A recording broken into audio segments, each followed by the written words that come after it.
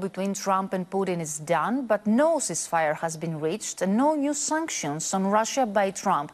What does this mean and what should we expect next? I think this has worked out, obviously, perfectly from Vladimir Putin's point of view. What he wanted clearly was a one-on-one conversation with Trump.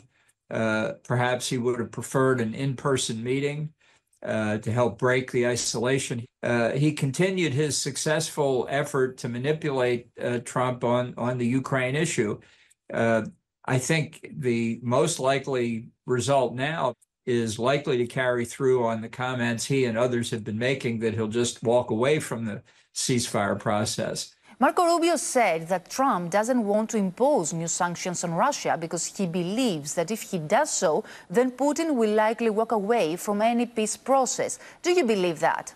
I don't think, based on my own experience in the first term, that Trump likes sanctioning Russia for any reason. It is true, and he often takes credit, that in his first term, some significant new sanctions were placed on Russia for other objectionable behavior it was engaged in, like the sale of S-400, very sophisticated air defense systems, to various countries around the world.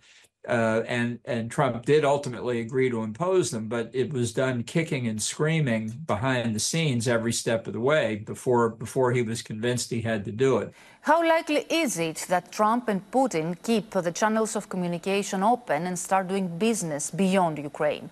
It's possible. I think it's going to be tied to some other issues. For example, in the ongoing U.S.-Iran negotiations over Iran's nuclear program, somebody should make it clear to Trump that Russia has been offering Iran assistance on the nuclear front and on ballistic missiles, contrary to what their policy was even 5 or 10 years ago. This problem with Russia extends beyond Ukraine. That's the most serious manifestation, obviously, but it's not behaving like a normal nation. It's not behaving like a nation that wants to be part of the West. It's a nation that has, at least under Putin, has its own ambitions, basically to try and recreate the Russian Empire, and it's cooperating with other regimes around the world that are decidedly hostile to the West.